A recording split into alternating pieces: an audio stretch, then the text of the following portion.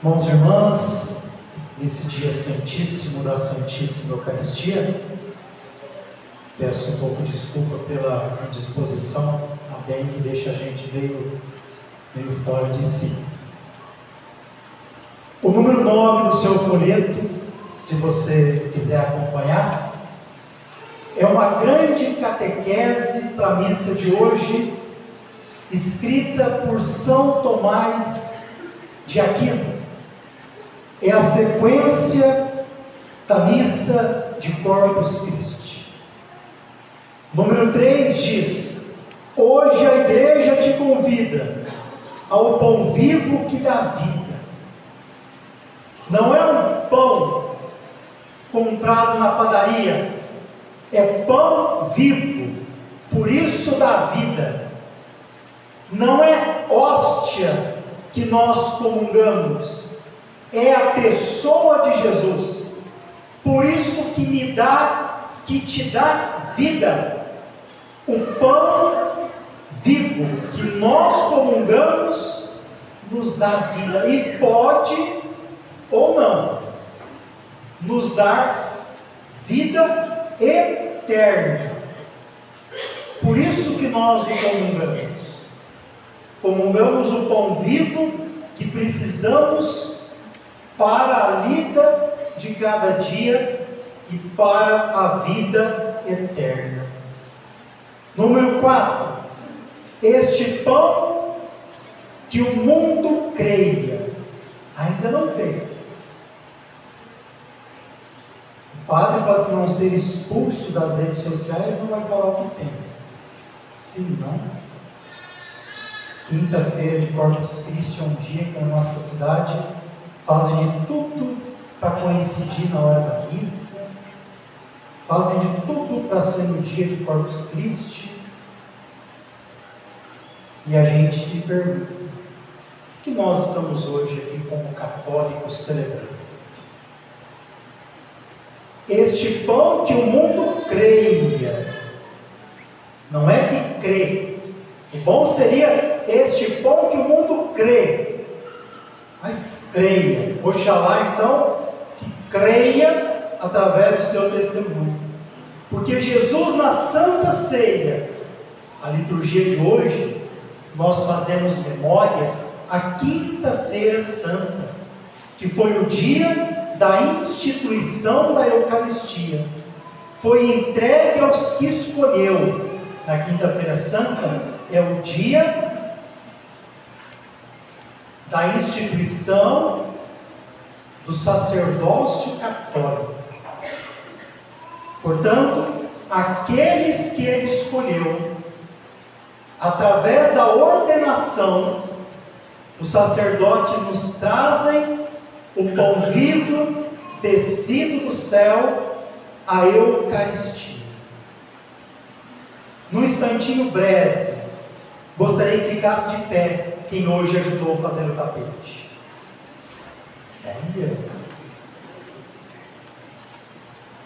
Vamos dar uma salva de palmas para eles, se quiser. Pode sentar.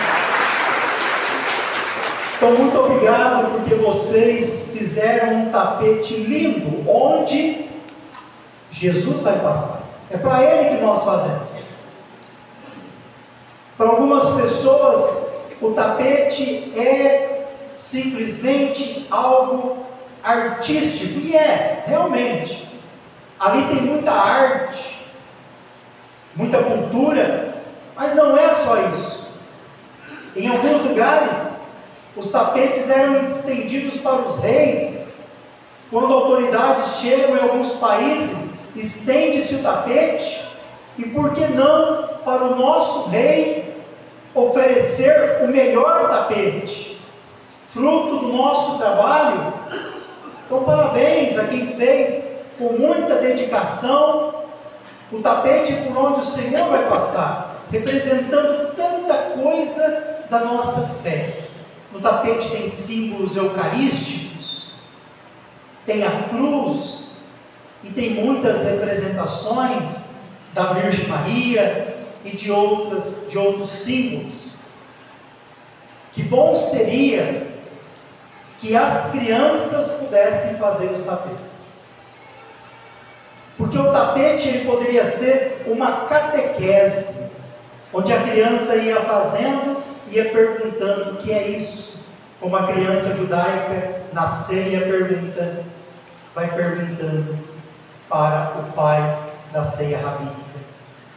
E a criança perguntando, a família vai fazendo uma catequese explicando que naquela última ceia, o que Jesus fez. Por isso que nós estamos fazendo o tapete, recordando. O tapete deveria ser uma confecção de família, não apenas das pastorais e comunidades, que estão aqui, alguns 5 da manhã, antes, 7, 9, fazendo para Jesus esse lindo tapete. 6. Com solene a festa o dia, que da Santa Eucaristia nos recorda a instituição. Hoje recordamos. Jesus instituiu na última ceia, na quinta-feira santa, a Eucaristia. Número 8. Era sombra o antigo povo. O que é velho cede ao novo. Foge à noite, chega a luz. Era sombra o antigo. É a primeira leitura de hoje. Moisés é aquele que se empresta para Deus. Deus entrega para ele as 10 palavras, o decálogo. E Moisés vai ser aquele que vai transmitir para o povo os mandamentos. E aqui na primeira leitura, quando Moisés fala dos decretos, o povo responde 2 vezes a mesma frase: faremos tudo o que o Senhor nos disser. Nos lembra Nossa Senhora, que um dia também disse para aqueles que estavam servindo: fazei tudo o que Ele vos disser. Nessa leitura primeira, se mata um novilho, um cordeiro, como sacrifício. E o sangue desse animal, esse sangue protetor, vai ser aspergido sobre o povo. Agora não mais um sangue de animal. Agora é o próprio sangue de Cristo, que é o cordeiro que se dá uma única vez, que se dá em Eucaristia. Na cruz, Ele nos dá a Eucaristia. Na última ceia, Ele nos dá a Eucaristia. É o seu corpo e sangue imolado por nós. Não mais o sangue de um animal, mas o seu próprio sangue. Você pode, na hora da comunhão, não sentir gosto de sangue, de corpo, mas você não comunga mais hóstia. Você comunga o corpo e o sangue de Cristo. Em cada hóstia está o corpo, o sangue, a alma, a divindade de nosso Senhor Jesus Cristo. Número 10. Seu preceito conhecemos. Será? Será que esta é uma missa de preceito? Será que todos os católicos sabem que domingo é dia de preceito? Que hoje é missa de preceito? Que sexta que vem é missa de preceito? É o Sagrado Coração de Jesus? Aqui está dizendo o número 10. Seu preceito conhecemos. Se conhecêssemos, nós íamos ter fazer uma igreja de 3 andares e não caberia a nossa família. É só para olhar onde estão os das nossas casas nesse momento. Se é preceito. Pão vivo consagremos para a nossa salvação, porque Ele disse no número 9, repetido até a volta. O que o Cristo nos faz? Fazer isso em memória de mim. Ele nos mandou celebrar a Eucaristia em sua memória até que Ele volte. Por isso celebramos assim e com fé. No Evangelho, é o dia da Páscoa, é o dia dos pães ázimos. Os discípulos perguntam para Jesus aonde eles vão fazer a Páscoa, porque tinha que ter um local. Jesus então fala para eles, para dois deles, ir até uma casa e que lá, quem nos acolher, vai dizer que já está tudo preparado. E assim eles fazem, vai ser no andar de cima, e eles preparam aquela sala para a Páscoa. E eu acredito que eles prepararam com muita delicadeza, com muito carinho, como deve ser preparado a missa, a liturgia, a Eucaristia, com zelo, com carinho, com dedicação, cada um cumprindo a sua função, não se eximindo naquilo que cada um deve fazer. Mas também nós nos perguntamos, se os discípulos prepararam essa sala para a Páscoa com Jesus, como que eu e você se preparam também ao sair de casa para fazer Páscoa, para receber Ele na Santa Missa? Como que nós nos preparamos? Como Nossa Senhora, aquela que primeiro recebeu Jesus, se preparou? Quanta alegria de Maria receber Jesus na Eucaristia, o corpo do Filho que um dia ela gerou, foi ela quem primeiro comungou. E assim nós devemos nos preparar. E ter a consciência que receber Jesus é se tornar um sacrário. E a nossa ficha ainda não caiu. O sacrário do Pai Eterno, que está aqui do meu lado, nessa capela, ele não sai dali. Ali é você que vai para visitá-lo, para adorá-lo, para entregar as suas misérias e sair dali diferente. A ficha ainda não caiu, que quando você recebe a Eucaristia e quando você, ministro extraordinário da Sagrada Eucaristia, leva Jesus aos doentes, é que Jesus está querendo fazer que você, sacrário, não seja um sacrário fixo igual está aqui, mas um sacrário missionário, que ao receber Jesus, ele espera que você seja Jesus, indo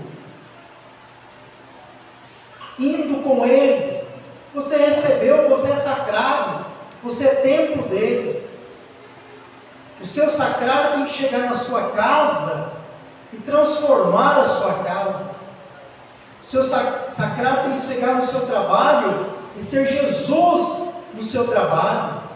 O sacrário tem que chegar nas escolas, nas universidades e ser Jesus lá também. Tem que chegar aos doentes, onde os ministros levam a Eucaristia, e levar com zelo, com respeito, levar com amor, porque você está levando o que é mais precioso. Desculpa o que eu vou dizer. Você está levando mais do que remédio, do que qualquer remédio. A Eucaristia que você leva para o enfermo, para o encamado, é muito maior do que qualquer remédio. Trocar algo tão sagrado que é a Eucaristia, a Santa Missa Dominical, por causa de preguiça. A preguiça hoje pode tirar o céu. Você troca Jesus Eucarístico por causa da preguiça ou por qualquer coisa insignificante. Alguns vão falar, ir na missa de novo para receber aquela hóstia branca, não entendeu nada. não se encontrou com o amor de Deus.